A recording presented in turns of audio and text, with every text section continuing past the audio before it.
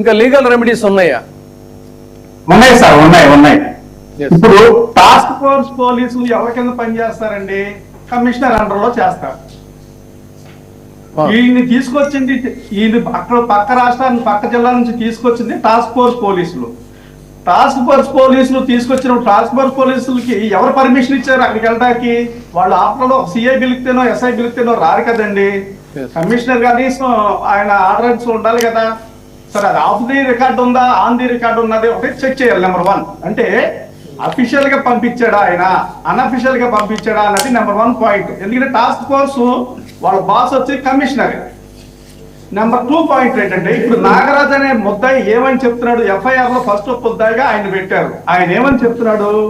నాకు ప్రాణహాని ఉంది అంటున్నాడు. నాకు ప్రాణహాని ఉందంటే ఇతని కన్నా ఎవరో ఉన్నారు వెనకాల బాసు ఇది చేసిన దాంట్లో, అంటే పార్ట్నర్ క్రైమ్ ఎవరో ఉన్నారు కిన్నాళ్ళు, అంటే అతని నుంచి ఇతనికి లైఫ్ థ్రెట్ ఉంది అది చెప్తున్నాడు. ఇప్పుడు మనం ఒక చిన్న లీక్ ఇచ్చాడు ఆ సిఐ గారు. ఇప్పుడు నాగరాజ్ అనే సిఐ ఎవరైతే ఉన్నాడో, ఇప్పుడు ఎంటైర్ గవర్నమెంట్ కానీ ఎంటైర్ స్టేట్ ప్రజలకు కానీ ఒక చిన్న లీక్ ఇచ్చాడు అడక్కోకుండానే. బాబు నేను కాదు ముద్దాయినే, నా వెనకాల బాసులు ఉన్నారు, నాకు ప్రాణహాని ఉంది, ఇది ఆయన చెప్పదలుచుకున్నది. స్టేట్ కి ఇన్ఫర్మేషన్ ఇచ్చాడు.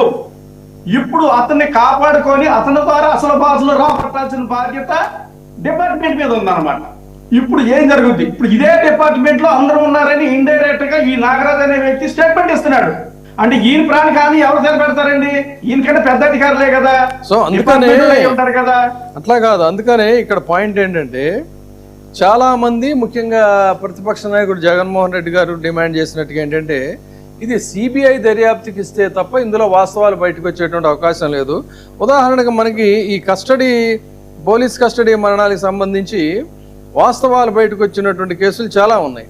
వాటిల్లో ఇక్కడ ప్రధానంగా ఇదేది Nilabati Behera versus state of Orissa, ఆ కేసు కనుక చూసుకుంటే ఒక వ్యక్తి కస్టడీలో మరణించాడు. ఈ కస్టోడియల్ డెత్కి సంబంధించి చాలా అప్పుడు కూడా పెద్ద ఎత్తున అల్లరి జరిగింది.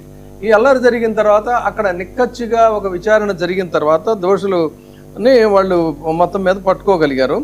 దాంట్లో కోర్టు కూడా భారతదేశంలో అసలు కస్టోడియల్ డెత్కి ఇది చాలా కీలకమైన కేసు, తెలిసే ఉంటుంది కదా.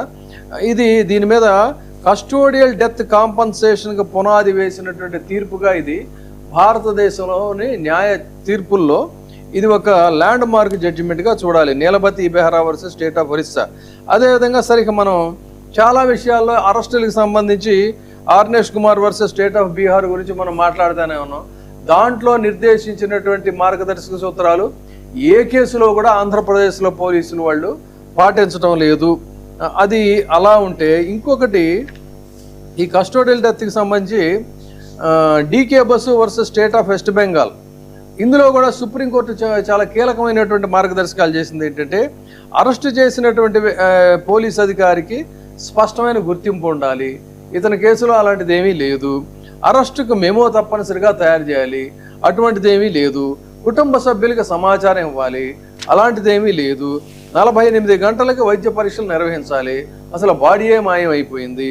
అరెస్టు వివరాలు రికార్డుల్లో నమోదు చేయాలి, ఎక్కడా అసలు వివరాలు లేవు సరికదా, సీసీ కెమెరాలు కూడా లేవు. న్యాయవాదిని కలిసే అవకాశం ఇవ్వాలి, తల్లినే కలిసే అవకాశం కూడా ఈ కేసులో ఇవ్వలేదు. అంటే సుప్రీంకోర్టు ఇచ్చినటువంటి మార్గదర్శకాల్లో ఏ ఒక్కటి కూడా పాటించకుండా జ్యుడిషియరీకి అతీతంగా ఇదే కేసు కాదు చాలా కేసుల్లో కూడా గౌరవ ఆంధ్రప్రదేశ్ పోలీసులు ఒక రాజ్యాంగేతర అతీతమైనటువంటి శక్తులుగా వ్యవహరిస్తున్నారనడానికి ఇంతకు మించినటువంటి ఉదాహరణలు అక్కర్లేదు. తర్వాత ఇంకొకటి చెప్తున్నాను. దీనికి సంబంధించి ఉదయ్ కుమార్ కేసు కేరళలో సిబిఐ దర్యాప్తు జరిగింది కాబట్టే అందులో పోలీసులకి చాలా మందికి శిక్షలు పడి, తర్వాత రాజన్ కేసు కేరళలో అందులో కూడా ఈ సిబిఐ దర్యాప్తు జరిగింది కాబట్టి శిక్షలు పడి, సాత్తాకుళం తమిళనాడు జయరాజ్ వర్సెస్ బెన్నిక్స్ కేసు, దాంట్లో కూడా సిబిఐ దర్యాప్తుకి అది వెళ్ళింది కాబట్టి అది కూడా వెలుగులోకి వచ్చినటువంటి పరిస్థితి. అంటే సిబిఐ దర్యాప్తు జరిగితేనే వాస్తవాలు బయటకు వస్తాయి తప్ప, లేదు అంటే పోలీసులు చేసినటువంటి నేరానికి పోలీసులే దర్యాప్తు చేస్తే ఏం జరుగుతుందనేది తెలుసు. సార్ తాజాగా హైకోర్టు కూడా చాలా సీరియస్గా ఏంటి రాష్ట్రం రావణ కష్టంగా ఉండాలని అనుకుంటున్నారా అని చెప్పి పోలీస్ డిపార్ట్మెంట్ని చాలా సీరియస్గా అనడం జరిగిందండి. శాంతి సామరస్యం చిన్న పాయింట్ అండి. ఇప్పుడు సిఐ నాగరాజు అనే వ్యక్తి ఎవరైతే ఉన్నారో ఆయన ఇండైరెక్ట్ గా లీక్ ఇచ్చాడు నాకు ప్రాణహాని ఉంది అని. దాన్ని బట్టి ఇప్పుడు మనం కోర్టు వారు కానీ గవర్నమెంట్ కానీ చేయాల్సింది ఏంటి, వీళ్ళ చేతిలో ఈ కేసులు ఉంచుకోకుండా సిబిఐకి ఇస్తే ఎంతో కొంత జస్టిస్ జరుగుద్ది అనేది ఒక ఇండైరెక్ట్ గా ఒక నాగరాజు అనే వ్యక్తి ఇంటి ఇచ్చాడు ఒక రకంగా చెప్పాలి అంటే. అసలు దోషులు బయటకు రావాలంటే అదే కదా మనం ఇప్పుడు డిబేటబుల్ థింగ్ అదే మెయిన్. ఇప్పుడు అతనికి ఒక సిఐ అనే వ్యక్తికే ప్రాణహాని ఉందంటే సిఐ కన్నా ఇంక పవర్ఫుల్ పర్సన్స్ ఉన్నారనే కదా వెనకాల. అది ఏ డిపార్ట్మెంట్ ఎవరో ఏంటి బయట వాళ్ళ డిపార్ట్మెంట్ వాళ్ళ ఇంకొకటి వ్యాపారవేత్తల పారిశ్రామికవేత్తల బిజినెస్ మ్యాన్ల పొలిటీషియన్స్ మనకు తెలియదు అవన్నీ కూడా. సో ఇవన్నీ రావాలంటే విత్ ఇన్ సిబిసిఐడి వాళ్ళు కనుక ఎంక్వైరీ చేస్తే అంతా వాళ్ళే ఉండి దొంగ పోలీసు అట్లాగా ఉంటుంది తప్ప అసలు వాస్తవాలు బయటకు ఎలా వస్తాయండి? చూద్దాం సార్. అల్టిమేట్